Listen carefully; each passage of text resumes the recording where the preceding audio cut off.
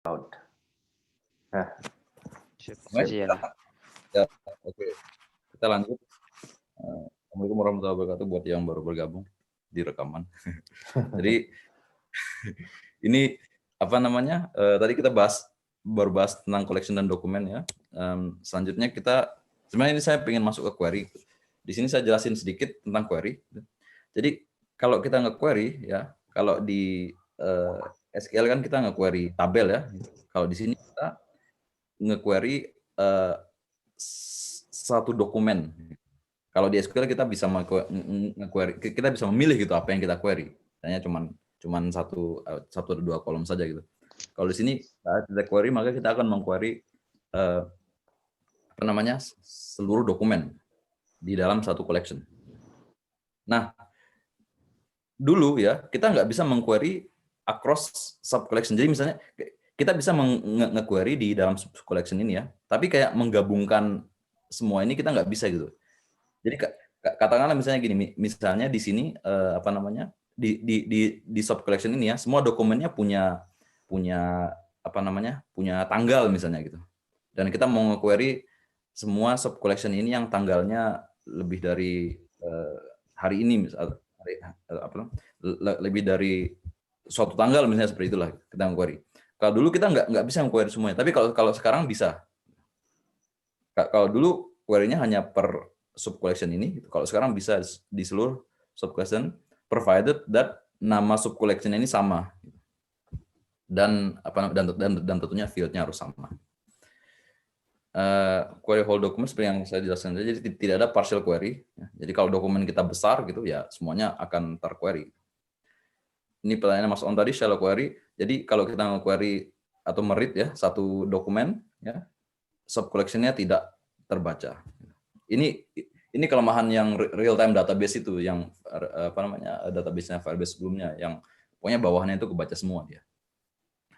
Kemudian apalagi simple and compound query, jadi kita bisa melakukan kayak beberapa where gitu ya, misalnya where apa namanya tanggalnya sekian atau where namanya sekian atau where tempatnya sekian dan seterusnya, itu kita bisa compound beberapa gitu, tapi tidak bisa join gitu. Tidak bisa join, jadi kalau di SQL itu kita bisa join beberapa tabel, kalau di sini kita nggak bisa join. Terus apa? Tidak ada kayak mengecek, kalau di SQL kan kita bisa like ya, misalnya kita nge-query yang kolomnya itu misalnya kadang-kadang punya kata cool misalnya seperti itu.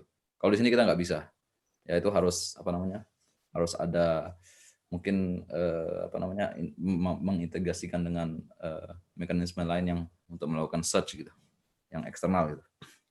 Kemudian indexing, jadi ini yang sebut tadi di awal, indexing itu adalah ciri-ciri database gitu ya. Kalau di Firebase ini semua field termasuk map field itu terindeks gitu. Jadi kita bisa melakukan query otomatis langsung berdasarkan field tersebut gitu. Ada istilah composite index. Jadi kalau misalnya kita mau melakukan compound query yang agak kompleks, misalnya saya melakukan operasi ini ya, saya sebentar,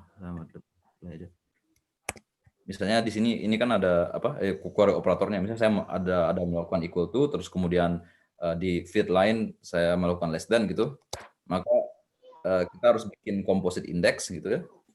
Dan ini biasanya kita nggak perlu khawatir sih, karena biasanya saat pertama kali kita run gitu ya, kita akan dapat error, kita tinggal klik, nanti indeksnya akan dibuat otomatis di apa namanya di pusatnya di Firestore-nya gitu. Nanti mungkin kalau sempat kita bisa demoin. Terus dulu tidak ada not equal to gitu. Kalau sekarang sudah ada not equal to.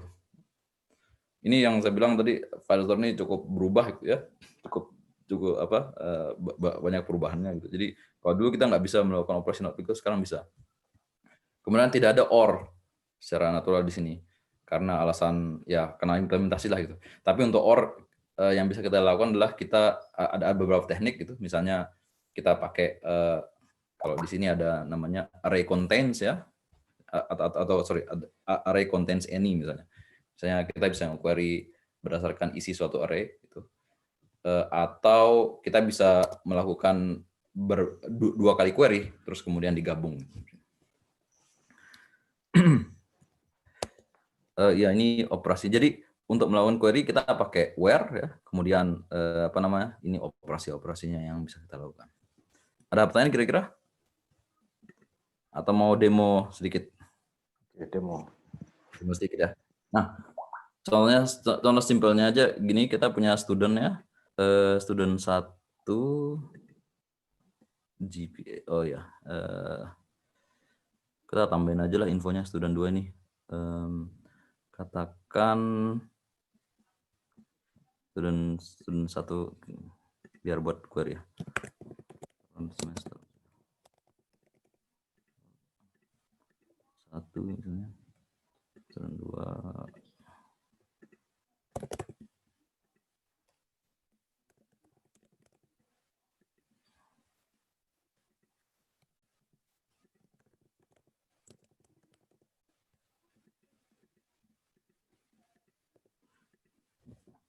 Nah, misalnya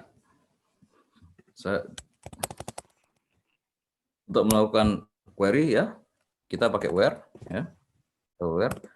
Terus misalnya saya ingin mencari semua student ya di dalam collection student ini yang semesternya itu semester 1 misalnya, paling gampang gitu kan. Berarti kan harusnya hasilnya student 01. Caranya adalah yang pertama itu nama field-nya gitu di current semester ya. Saya pisah ini. Yang keduanya operasinya saya sama dengan.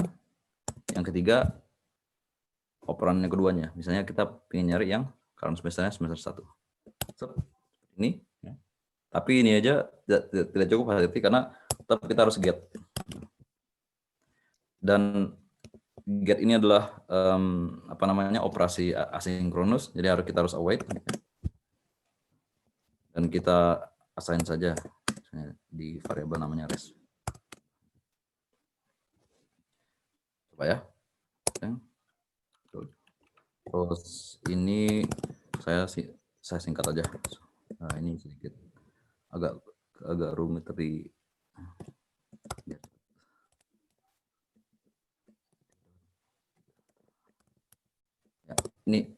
ini hasilnya. Kita peroleh dokumennya ya.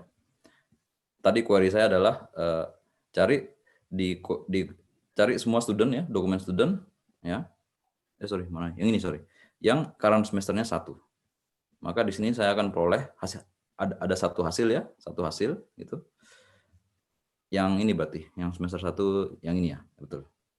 Di sini ada semua kan. Yang namanya James Doe ini. Contoh lain misalnya coba saya pakai GPA misalnya. GPA lebih besar daripada 3 misalnya. Ya. Masukin aja di res. Kalau yang lebih besar daripada 3 kan berarti harusnya dua-duanya kan, karena dua-duanya ini sama-sama lebih besar daripada 3 gitu. Bahkan ini nggak ada GPA-nya. Ntar saya tambahin aja.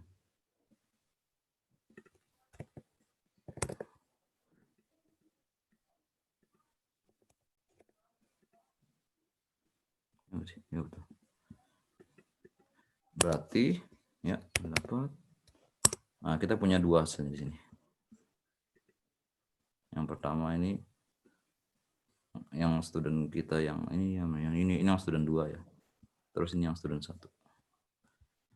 Kita juga bisa melakukan sorting juga, order by semua. Ya seperti itu sih query. Dan bahkan sebenarnya kita bisa nge-query di sini. Di sini misalnya kita seperti yang tadi ya, GPA, terus ada condition misalnya, greater than number 3 misalnya. Di sini ada query order by GPA ask termasuk. Jadi kalau misalnya bingung dulu sini, kita bisa build aja query-nya dari sini ya. Kemudian nanti ini di copy paste gitu ke itunya, ke kode kita. Kita apply ya, ini dia. Ini apa namanya, yang GPA-nya lebih besar daripada 3. Kalau yang operasi di sini dihitung nggak sih bayarnya? Enggak, operasi ini enggak. Jadi mau data kita, misalnya collection ini mau collection-nya berapapun ya, gitu. Dan kita melakukan query ya, pada akhirnya nanti yang ke query berapa gitu. Katakan yang ke query 10 ya, maka rate kita 10. Jadi kita hanya akan di bill ya, pricing itu hanya berdasarkan dokumen yang kita read saja, yaitu 10 itu tadi. Oh, bukan, maksudnya kalau di web ini kita melakukan query terus nambah field, itu dibayar nggak? Saya hitung read sama write-nya nggak? Nah, saya kurang tahu. Oke. Itu bagus, itu harus dilihat. Mungkin nggak, harusnya nggak sih, karena cuma cuma ngetes kan gitu. Karena bukan aplikasi. Tapi kalaupun Passware-nya kehitung, kalau nembak ke sub collection bisa. kenapa? Where? Nembak ke Bisa. sub collection nggak bisa? Bisa?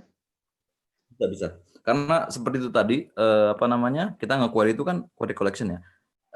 Misalnya, contohnya gini, misalnya saya mau, di sini kan ada previous semester, atau ini aja lah, previous semester. Nah, student 1 ya, previous semester ya, ada semester 1, semester 2 gitu. Ini datanya cuma 1 sih, tapi ya oke lah, atau kita tambahin aja ya.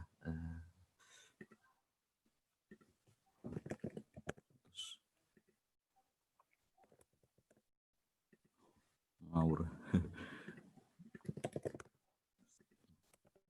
Misalnya adalah. Jadi, sebenarnya yang bagus gini, salah. Yang bagus sebenarnya kelas. Dia ambil classes array yang gampang lah gitu.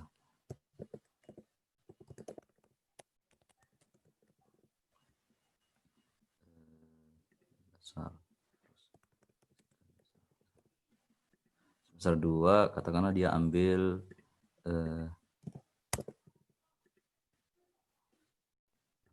yang ulang dan Satu. Matematik. Nah, oke. Kita punya sedikit data gitu. Itu typo. Jadi matematikanya typo tuh. Kenapa? Oh ya, typo ya, sorry. Oke, sip. Ya. Nah, misalnya saya seperti biasa ya, db.collection. Kita satu persatu, kita masuk ke student dulu ya. Terus kita masuk ke dokumennya apa? Dokumennya kita masuk ke student 01 ya. 01 ya. Sebenarnya ada cara lebih cepat, jadi saya bisa pakai ini slash gitu. Oke. Gitu ya. Ini jadi tapi kalau gini kita harus tahu ini yang pertama collection, yang kedua dokumen. Yang ketiga harus collection. Kita mau cari di previous semester kan? Previous semesters. Ya. Kita pengen nge-query di sini kan? Nah, di sini aku tulis where. Misalnya saya mau cari semester di mana saya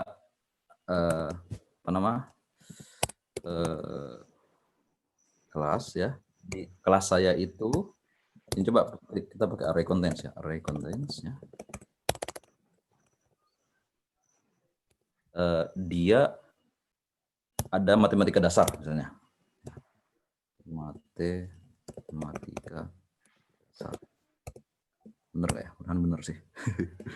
Dot get. Paham nggak kira-kira ini query-nya? Paham. Ya? Bismillah, mudah-mudahan bisa di await.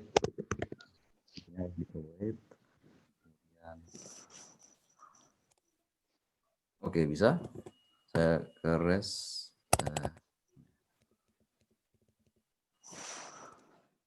Ini keluar.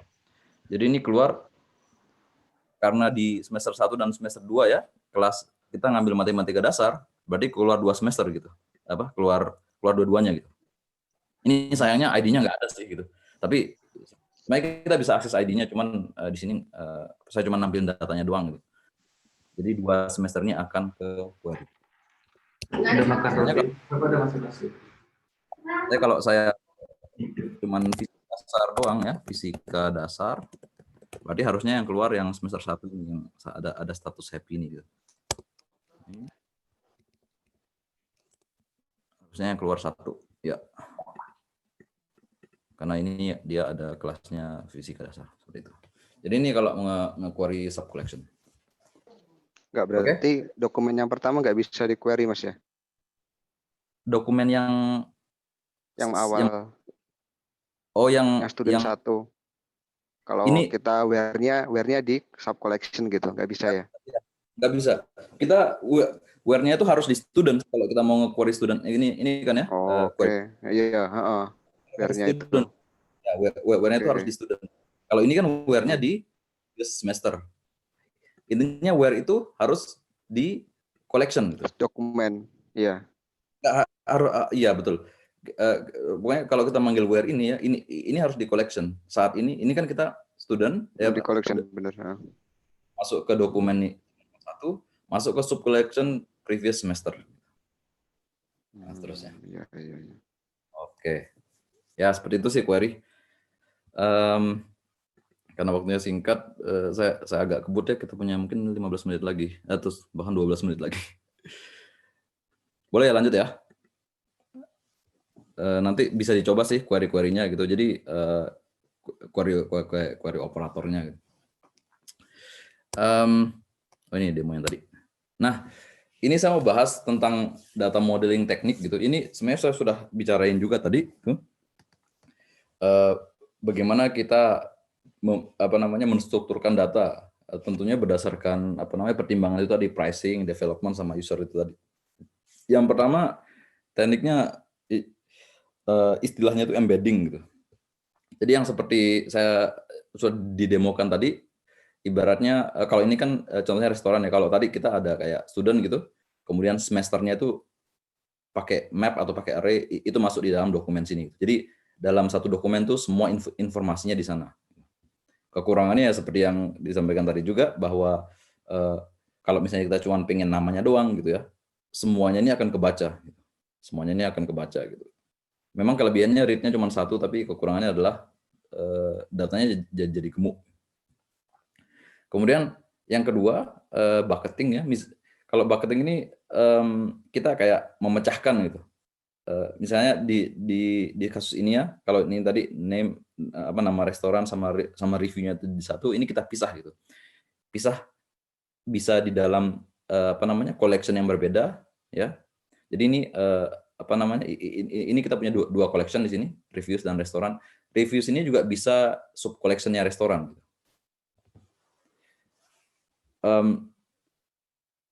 ID-nya, jadi ini sebenarnya satu dokumen kita pisah jadi dua dokumen. Nah, dengan demikian kalau kita cuma mau query restoran doang, kita cuma dapat namanya doang ya, nama sama type-nya, yang mungkin itu cukup gitu ya, tanpa kita harus mengambil review-nya gitu.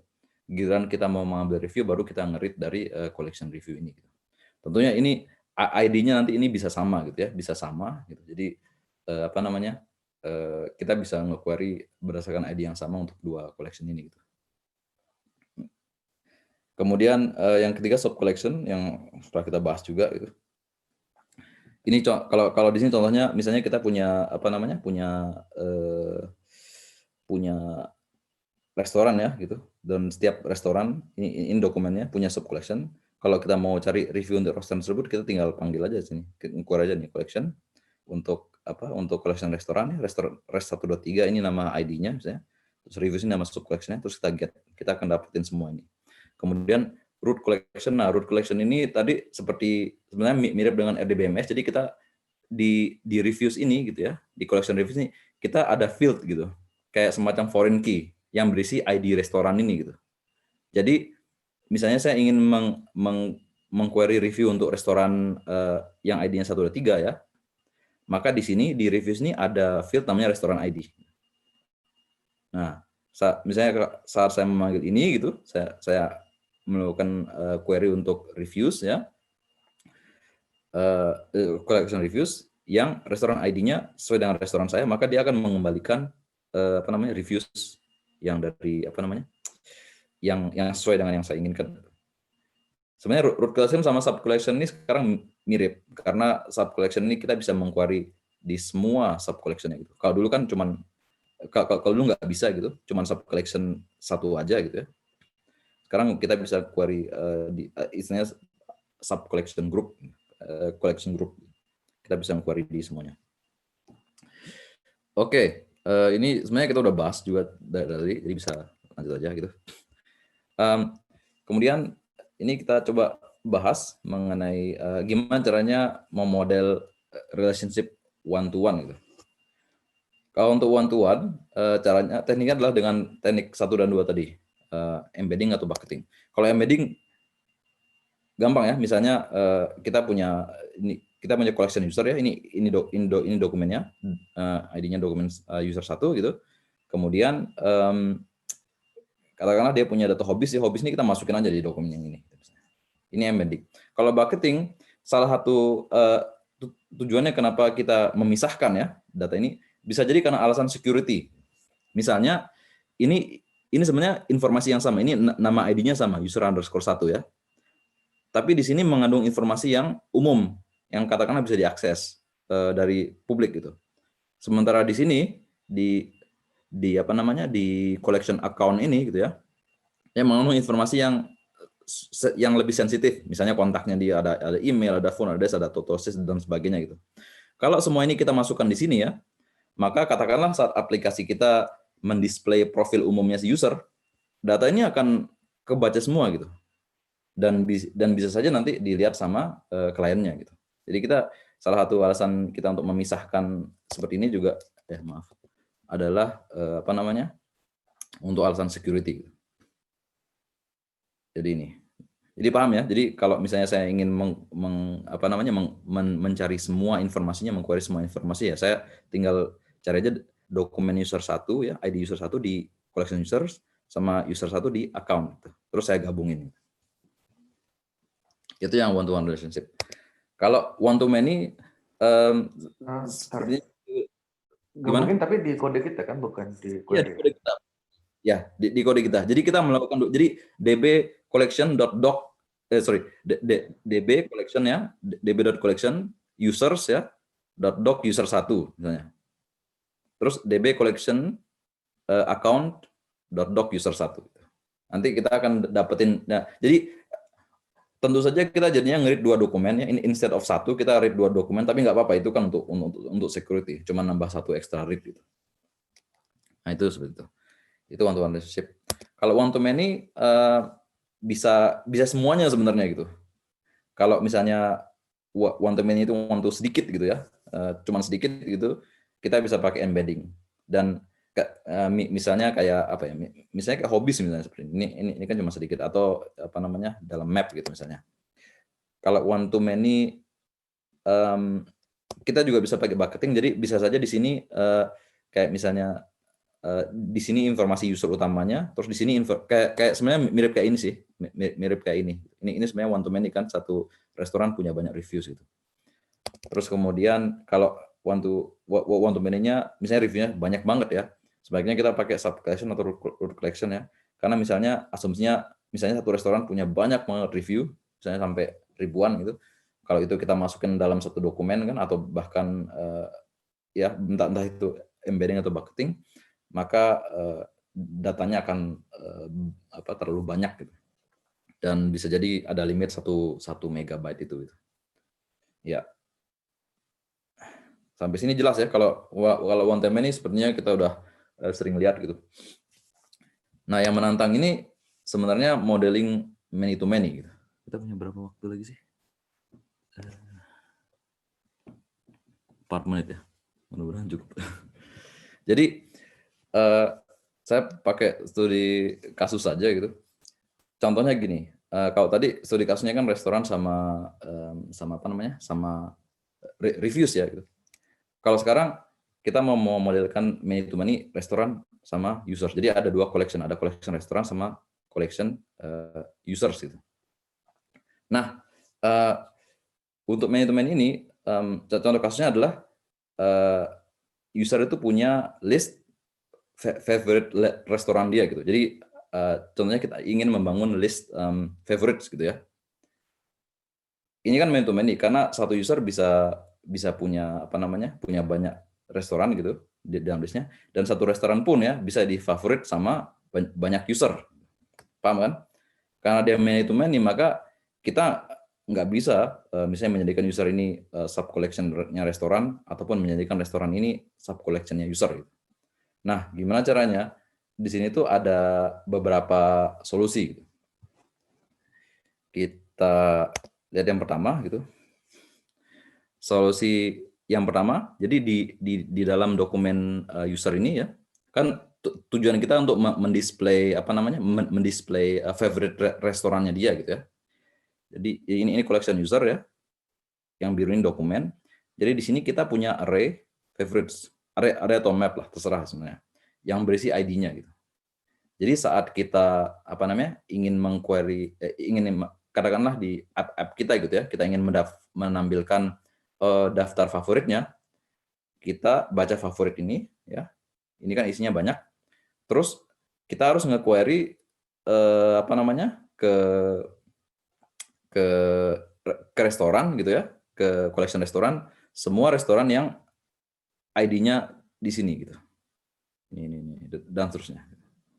Kekurangannya ya kita akan melakukan banyak read dan secara kode juga bisa lebih repot karena kita harus apa namanya mencari restoran dari semua yang ada di sini gitu. Paham ya yang ini ya? Untuk kasus ini datanya normalized, jadi tidak ada duplikasi data. Permasalahannya adalah terlalu banyak read ya, karena kita harus ke user, terus kemudian kita harus apa namanya proses ini favoritnya apa, terus dari setiap ID ini kita harus ke collection restoran dan kita harus read semua dokumen restoran itu. Terus solusi kedua, kita bisa melakukan denormalize gitu. Jadi kalau sekali lagi collection restoran tetap ada gitu di dalam collection user ya. Di favorit ini kita tidak hanya ID-nya saja, tapi informasi yang dibutuhkan gitu. Misalnya cuma nama, cuisine sama city saja gitu. Kalau di restoran sendiri itu bisa saja lebih banyak informasi yang terkandung ya di dalam sana. Tapi ini kita bisa ambil beberapa info saja gitu. Pokoknya yang penting yang kita butuhkan untuk membangun list kita gitu. Keunggulannya jadi misalnya untuk user ini ya, saya cuma read satu dokumen, saya langsung bisa tampilkan favoritnya dia gitu, tanpa harus membaca ke sini. Tapi resikonya adalah kalau ibaratnya nama restorannya berubah di sini ya, di sini nggak akan berubah. Nah di sini di sini kita melakukan denormalisasi. Jadi ada apa namanya ada duplikasi data sini. Kalau di SQL kan kita nggak melakukan itu, kita pasti akan melakukan join. Nah gimana caranya supaya konsisten? Salah satunya adalah dengan cloud function. Jadi kalau misalnya kita mengubah nama di sini, ya kita harus nyari ke setiap user ya. Cara ngukurnya gini, yang favorit restorannya, yang misalnya gini, favorit restorannya itu ini memiliki ID 512. Ini sebenarnya salah satu teknik query aja sih.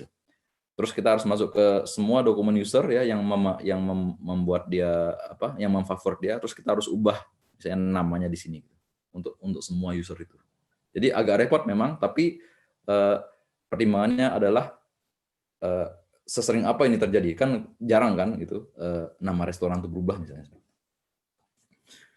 Nah ini solusi kedua. Solusi ketiga, yang data yang ini tadi, karena ini apa kekurangannya adalah dokumennya jadi gemuk ya, dan kita selalu nge-query apa favoritnya, kita masukin ke dalam sub collection. Tapi sub collection ini tidak sama dengan yang restoran, hanya saja berisi apa namanya berisi informasi yang dibutuhkan saja gitu.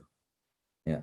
Dan ini kalau begini ini lebih mudah kalau ada perubahan di restoran, kita untuk apa namanya untuk mengubah misalnya nama yang di restoran ini, yang di collection restoran aslinya itu berubah gitu, kita lebih mudah masuk untuk mengquery dan mengubah ya, supaya datanya konsisten. Tapi mungkin solusi yang terbaik adalah kita bikin ini mirip dengan solusi ADMS, jadi kayak ada bridging table gitu, tabel kedua gitu ya. Ada user, ada restoran ya. Di sini ada collection favorite restoran. Favorite restoran sih berisi user ID ya, restoran ID. Jadi begitu seorang user memfavorit restoran, maka satu dokumen akan dibuat di sini ya. Isinya user ID, siapa yang memfavoritnya, kemudian siapa restoran apa yang difavorit. Kemudian di sini ada informasi tersebut gitu. Informasi beberapa informasi dari dokumen restoran yang difavorit. Cuma nama, cuisine, bahkan sebenarnya cuma nama aja cukup menurut saya misalnya. Misalnya kadang-kadang ini kita nggak perlu tulis gitu. Terus misalnya kalau jadi untuk mengquery favorite restoran saya tinggal melakukan query ini. Jadi saya query di collection favorite restoran ya, di mana user ID-nya adalah user ID saya gitu. Nanti otomatis saya bisa melihat informasi dari restoran favorit saya. Kemudian kalau misalnya di sini ada namanya berubah gitu, mudah juga, saya tinggal cari aja gitu di mana restoran ID-nya restoran yang berubah itu, kemudian di sini saya bisa ubah namanya misalnya. Ya, itu saja. Terus untuk min to many agak kompleks, tapi mohon maaf saya agak cepat karena waktunya udah mepet sekali. Kemudian tadi saya sebutin tidak ada agregasi ya. Jadi misalnya kalau di SQL itu kita bisa melakukan sum, kayak di tabel itu misalnya ada tabel donasi misalnya. Kita bisa dari tabel donasi itu kita bisa melakukan sum donasi tersebut. Kalau Firestore sayangnya nggak bisa. Tapi ada solusinya gitu. Dengan menggunakan Cloud Function. Cloud Function ini salah satu produk Firebase yang lainnya. Jadi Cloud Function ini dia bisa mendengar, dia terintegrasi dengan Cloud Firestore. Dia bisa mendengar kalau ada perubahan di dokumen. Jadi contohnya segini, misalnya saat kita melakukan donasi gitu ya, kan itu kan ada dokumen baru yang dibuat ya. Kita bisa dengar, kita bisa listen ya di dalam suatu collection, dokumen apa yang dibuat, apakah ada dokumen baru yang dibuat gitu ya, dengan menggunakan onCreate ini misalnya. Terus kalau ada ya, kita lihat jumlah donasinya berapa, kemudian dari situ kita update update di dokumen lain gitu ya, total donasi gitu. Jadi dia tidak, kalau SQL kan dia setiap kita query dia melakukan pertambahan gitu ya. Kalau ini dia pertambahannya setiap kita membuat dokumen baru ataupun kita mendelete dokumen. Jadi nanti saat kita mencari total misalnya, kita cuma sekali read, kita nggak perlu nge-read semua dengan menjumlahkan. Ada pertanyaan kira-kira? Itu nanti didemoin kan? Aku penasaran sama yang mana? Listener-nya.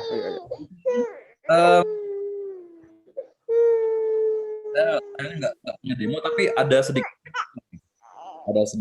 dan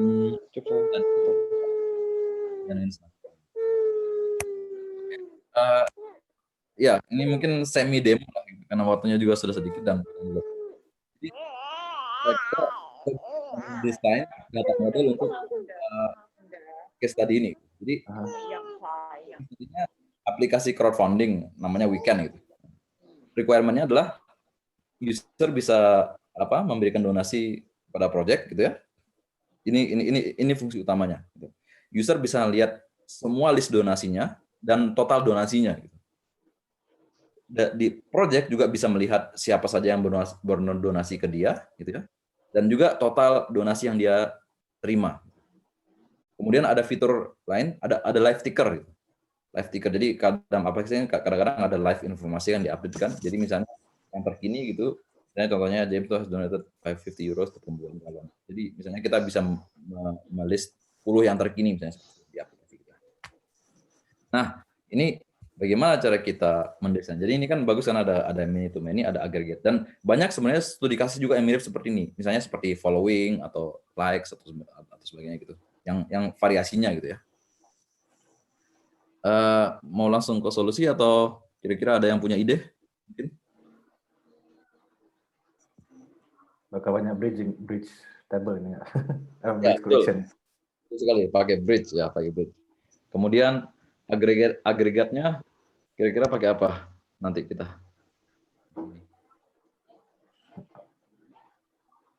Untuk mengagregat ini untuk total donasi. Kita akan pakai onCreate. Setiap ada donasi dibuat nanti kita agregat. Oke, langsung aja ke solusinya. Jadi perhatikan dulu, kita punya collection user ya. Di sini ada user gitu.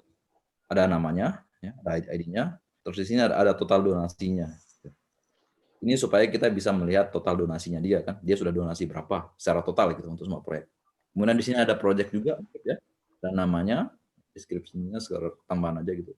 Ini total yang sudah dia terima gitu. Kemudian di sinilah yang bridge itu tadi gitu, donasinya itu ya. Donasinya ini pertama dia contain ID dari apa namanya? Project dan ID dari user ya untuk keduanya. Terus bahkan di dokumen ID-nya pun gabungan dari keduanya gitu.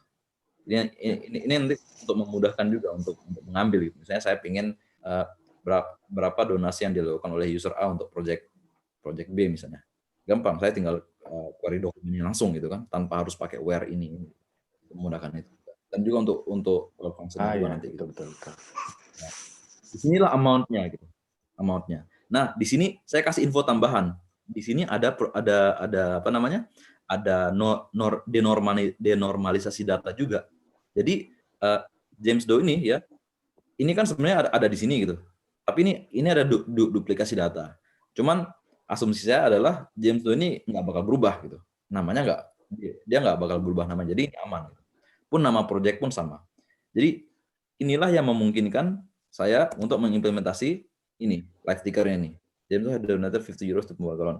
Tanpa misalnya saya kalau misalnya ini apa nama user dan nama proyek ini saya nggak tambah di sini ya, kita nggak tambah di sini, maka kalau kita mau membuat ini ya, saat kita meread dokumen donation, kita juga harus meread user dan harus meread project. Itu kan 3 kali read kan, dibanding 1 kali read. Ya, itu boros dan lebih banyak gitu. Sementara kita cuma butuh informasi nama dan nama user dan nama proyek saja gitu. Jadi ini salah satu studi kasus bagus untuk duplikasi data yang kemungkinan dia tidak akan berubah. Nah, bagaimana yang untuk mengupdate total donasi dan total yang diterima ya. Jadi misalnya saat James Doe ini dia masuk ke project pembuka galon ini gitu ya. Terus dia mendonasikan 50 euro katakanlah ya. Maka satu dokumen baru akan di-create di dokumen donation yang berisi informasinya nih ya. Project ID-nya ini, user ID ini, namanya ini gitu ya. Nama usernya James Doe, terus project-nya Galon gitu ya. Jumlahnya 50. Nah, disinilah yang on create itu ya akan mendengar gitu. Mendengar dokumen collection donation ini. Jadi ini Bang Irsad sedikit mungkin bukan demo sih tapi snippet code-nya ya gitu. Ini cloud function karena saya tidak membahas cloud function di sini tapi mungkin bisa sedikit di-make sense kodenya ya gitu ya. Jadi functions ya. Function ini mendengar Firestore gitu ya. Firestore saya gitu di collection donation ya. Kemudian di sini ada apa namanya? Saya pakai wildcard di sini. Nama dokumennya jadi ini dokumen ya. Dan dari dokumen ini saya bisa ekstrak karena dokumennya kan formatnya kan user ID dash project ID seperti ini. Ya kan? Nah, di sini saya bisa akses dokumen yang baru di-create ya. Yaitu dokumen ini itu yang punya yang apa namanya? Yang ID-nya adalah user 1 project_cool gitu ya. Kemudian saya juga punya akses ke user ID.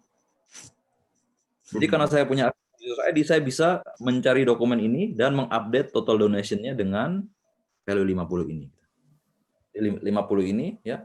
Jadi 50 ini saya di sini saya dapat 50 ini dan saya update ke sini dan juga saya bisa update ke project karena saya bisa dapat project ID ini. Kira-kira paham? Paham ya? Ya. Ini salah satu kasus. Jadi menurut saya ini cukup bagus solusinya gitu dan kita bisa memenuhi apa namanya requirement ini ya dengan mengimplementasi many to many dan sedikit denormalizing tanpa ada risiko perubahan gitu ya dan juga kita bisa menghemat apa namanya pricing juga gitu karena hanya melakukan 1 kali read rata-rata untuk requirement ini gitu dan juga dari segi developer juga cukup friendly seperti itu.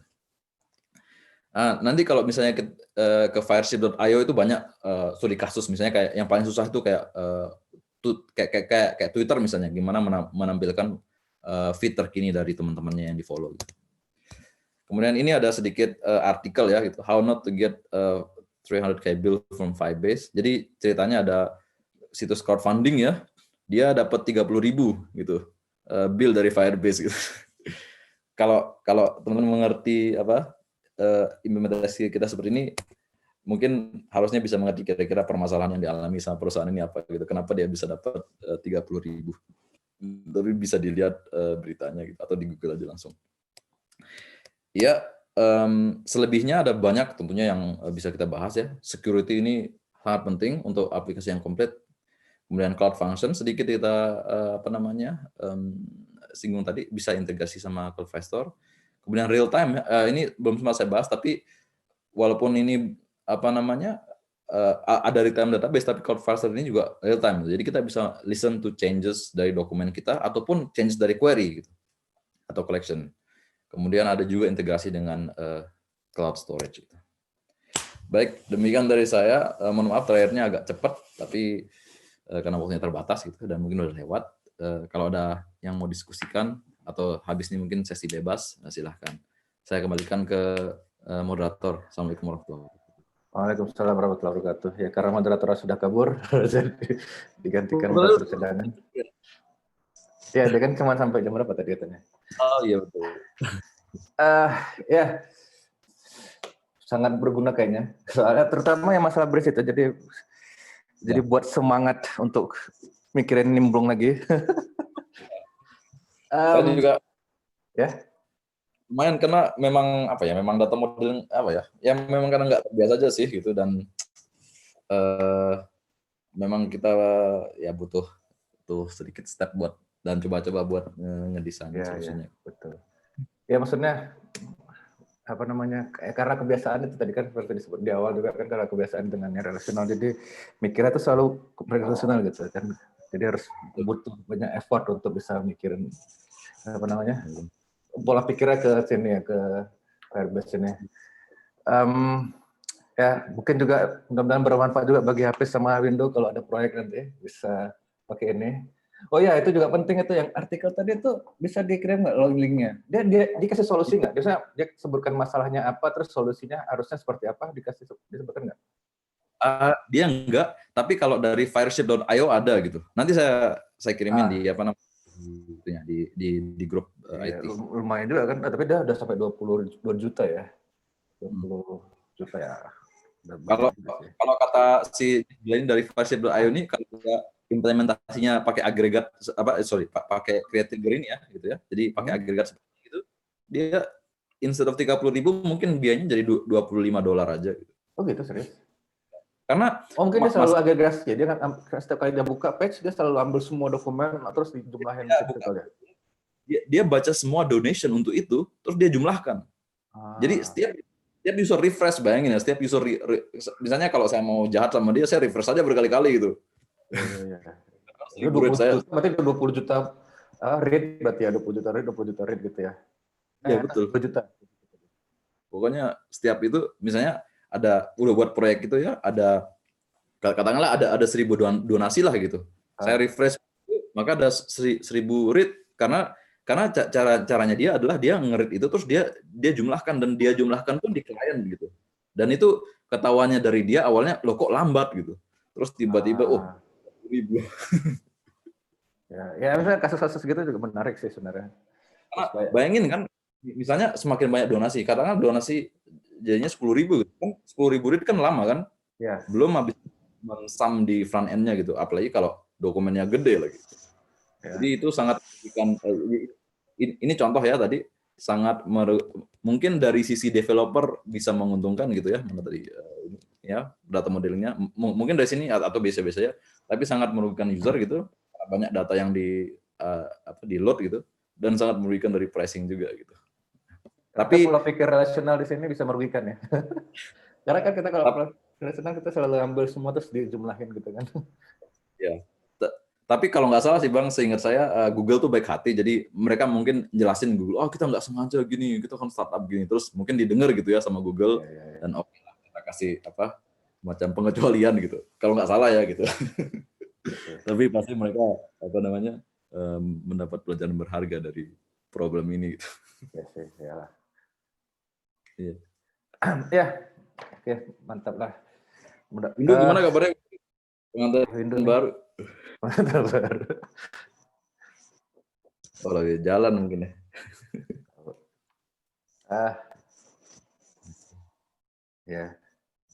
Ya, Ya gitu. ada juga di sini yang mungkin baru kali ini bergabung ya. Mudah-mudahan bisa Yudis IT juga ya, kuliahnya? dia satu informatik. Oh, informatik juga. Oh, oke. Ya, ya. Sering-sering nongol lah di sini ya, Yudis. Halo. Nah, Ya. Ya, tadi headsetnya belum kepasang ternyata. Oke. Buat mic. Ya, Ya, jadi informatik. sering-sering nongol di sini, Yudis, biar banyak bisa share. Mungkin nanti juga kalau bisa sharing, kalau ada yang menarik bisa di-sharing juga. Siap. Siap. Oke ya, ada lagi yang mau didiskusikan? Pertanyaan terakhir, Mas. Oh, siap. Ini key-nya apa? Case sensitif nggak? Kayak data atau apapun tuh? Betul, case sensitif. Ya, setahu saya case sensitif sih. Ya. Sama ini, Mas, kalau masalah mau bikin di lokal, bisa nggak NoSQL tuh? Pakai apa? Saya nggak tahu. Bisa bikin bisa nggak Bang Iset? Kalau Firebase tahu aku sih nggak bisa. Ya kalau Mongo bisa nggak Bang? Mongo ya pasti lokal. Cuman Pasti ya lokal ya? lokal, tapi ya kalau kayak Mongo gitu, kalau kayaknya hampir semua NoSQL. Karena aku juga pernah coba pakai Mongo ya. Dia itu kalau cuma satu komputer dia benefitnya nggak terasa. Apa namanya? Bisa jadi lebih lambat dari ini apa namanya dari relational. Tapi kalau dia udah mulai terasa speednya, karena kan jualannya Mongo salah satunya dari speed kan. Itu dia harus lebih dari satu komputer atau lebih dari satu node lah. Jadi ya itu yang horizontal scaling itu tadi. Cuman tapi dia konsepnya agak beda sama ini kan. Dia lebih mirip kayak konsep yang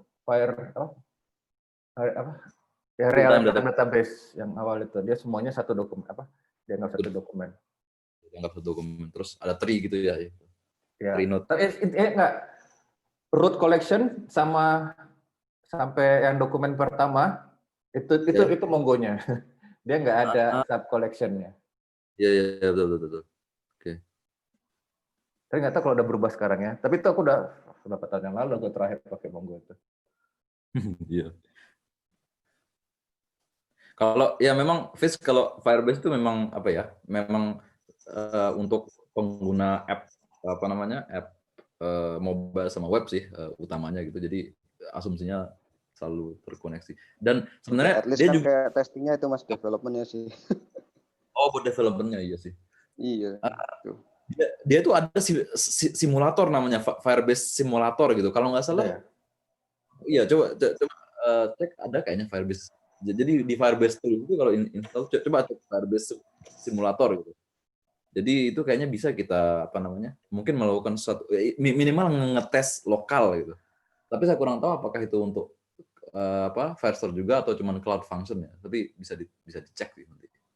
Dan Firebase ini bagusnya sih dia ya mungkin karena terus di back sama Google ya. Jadi dia terus berkembang seperti yang saya bilang tadi itu fitur-fitur baru masuk dan bahkan beberapa hari lalu ada Firebase Summit gitu. Jadi saya sih belum nonton gitu videonya. Cuman ada beberapa mungkin ada hal-hal baru yang dan channel YouTube-nya Firebase menurut saya bagus gitu.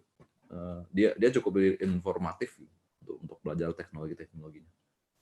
Tapi kalau kan beda sama AWS kan. AWS butuh yang lokal kayak local stack gitu karena dia nggak ada gratisnya, bayar kan. Jadi ketemu testing segala macam mau jalanin tes case gitu kan, kalau nembak langsung ke AWS bisa mahal kan. Tapi kan kalau ini nggak, saya gratis di bawah berapa threshold. Jadi kita kayaknya nggak, selain karena masalah jaringan gitu kan, kayaknya sih nggak ada masalah kan langsung online gitu. Ya. Dan kalau untuk itu kan kita tinggal aja bikin project baru kan ya untuk misalnya untuk testing atau staging gitu. Dan saya rasa gratis gitu karena nggak mungkin misalnya banyak user yang akses itu. Paling kalau kita testing kan secukupnya. Jadi walaupun misalnya kedengarannya kayak serem itu bisa banyak, tapi sebenarnya kalau kita misalnya kita nggak macam-macam ya, nggak melakukan keterbohan gitu ya, seperti yang ini, seperti yang tadi itu, harusnya secara pricing aman sih gitu. misalnya kita 2 juta read aja paling cuma beberapa sen gitu. Saya kurang tahu sih persisnya, tapi tergantung apa namanya pricing plan-nya juga. Per day-nya apa sih? Hah? Per Gimana? day-nya? Per day-nya? Ordernya? Misalnya ribuan rate atau ratusan ribu rate? Good question. Coba cloud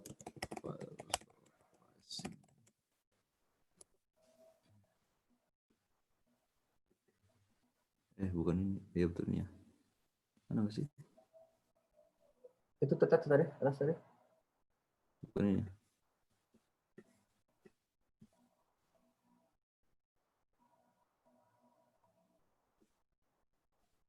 Nggak ada ya pricing. Oh ini ada kayaknya ini. Mungkin 100.000 ya, 100.000 dokumen 0,0. 6 sen per 100.000 dokumen. Ini yang beyond the free quota. Tapi kita juga masih ada free quota per hari gitu. Oke, ya. Free quota per hari ya. Iya betul. Mana ya free quotanya? Oh ini bahkan ini bahkan ada berbeda tergantung tempatnya juga. Berarti ya, karena harga servernya mahal, harga properti. Ya. Oke lah. Ada, iya pokoknya ada lah gitu ya. Nanti bisa dicek mungkin. Jadi untuk semua, kalau Firebase Auth ya itu kalau misalnya untuk login email, Facebook itu benar-benar gratis. Jadi ada juga orang yang cuman proyeknya dia cuman pakai Auth-nya doang gitu. Misalnya. Benar gratis tanpa kita harus write. Ya sih. Karena kan dia juga nggak ada nyimpan. Ada sih nyimpan user juga ya. Ada storage juga ya. Saya mungkin pikir dia user berapa lah. Ya betul. Iya sih. Nggak terlalu banyak operasinya. Kalau database kan dia nge-query, jadi apa namanya terus dia harus nge-index juga gitu kan. Itu diindeks gitu. Ya. Oke. Ya, kayaknya itu aja. Terima kasih. Ya, aku juga jadi pengen ini lagi, coba lagi. Tapi ya sebelum melakukan itu harus cari yang project management software dulu yang gratisan. Biar untuk nge-track yang bisa Scrum. Ya, siap. Oke, itu aja. Terima kasih. Mari kita tutup dengan baca alhamdulillah dan doa kafatul masjid. Majelis. Subhanakallahumma wa bihamdika asyhadu an la ilaha illa anta astaghfiruka wa atubu ilaik. Ya, terima kasih atas kedatangannya semuanya. Assalamualaikum warahmatullahi wabarakatuh.